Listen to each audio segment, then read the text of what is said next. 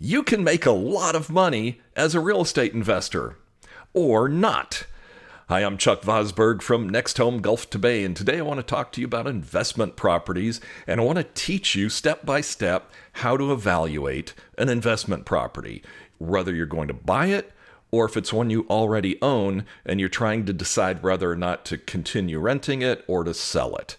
There are a lot of things that people often overlook, and these things can be the difference between something being profitable and cash flowing and something that doesn't and actually has a negative cash flow and sucks you dry over time.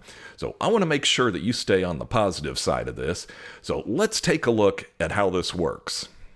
To make this make better sense, I made a little Excel spreadsheet here, and I'm going to just assign some arbitrary numbers here to show you how this works. So property purchase price, let's just say it was $400,000. For rent, we need to know what we could rent it for, and that's something you're going to have to do some research on. Don't just guess. So for this imaginary property that we're using as an example, we're going to assume that we can rent this for $2,500 a month. Now, some properties, you may be able to get additional revenue out of things like storage or laundry, or there might be some other amenities that you can charge for. So I've got places for them here, but we're just going to assume this is just a simple single-family home. So already, down here at the bottom, we're seeing that we've got an income of $2,500 a month, which is an annual income of $30,000. So you might be thinking to yourself, wow, that's awesome. I'm going to make a lot of money. But wait, there's expenses. If you've got a mortgage on the property, you have to factor that in. As for taxes, for my example here, I break it down to monthly. So the monthly taxes, $330 a month. You're going to need to have insurance on your property, so I'm going to just assign $300 on a monthly basis for that. For utilities, I'm going to assume that the renter is paying for the utilities. And homeowners association fee, that's something that you'll have to consider. And also whether or not you're going to provide lawn care. For the properties that we own, we do provide lawn care because we want to keep the place looking nice. So let's just put $150 a month towards getting the place mowed.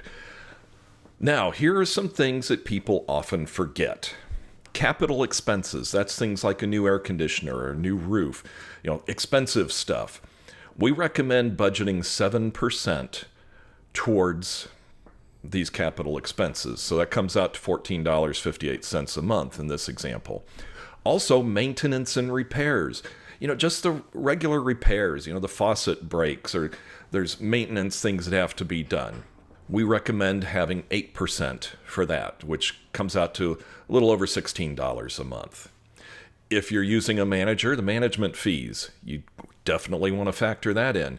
And also, don't forget to factor in a vacancy. In between renters, you're going to have vacant where there's no cash flow coming in. 5% is considered normal for that. So down here at the bottom, our expenses, the total monthly expenses are $821.67, which amounts to $98.60 a year. So all this factored in, our total monthly cash flow is $1,678.33, which amounts to $20,140 per year. So that is figuring out what the cash flow is. Because, like I said, people often forget a lot of these items and then find out later that that property is nowhere near as profitable as they thought. This is just cash flow analysis here. The return on investment is over here. So down payment, just to make it simple, I'm going to assume that we're paying cash for this property, $400,000. Closing costs are probably going to be about $6,000. And again, I'm just using round numbers here. Make sure you know. Do not guess on these things. So the rehab budget, we're going to have to do some fixing on that property. So we're going to figure we're going to need to do $20,000 worth of fixing up. We're going to need to get it inspected before we buy it. So we'll say that we're going to do a home inspection, we're going to do a sewer inspection, we're going to really make sure everything's looked over very carefully, so I'm going to budget $500 for that. You also want to, especially here in Florida, make sure there's no termites in the house. That's usually about $150. Maybe a mold inspection, if you think so, or other miscellaneous stuff. So in this case, the total investment with the purchase price plus all the closing costs and the other costs that you incur when you're buying something comes out to $426,650, which gives us a return on investment of 5%. Now, how much of a percent of return on investment for you is adequate? That's really a personal decision, and that's a business decision that you'll have to make on your own.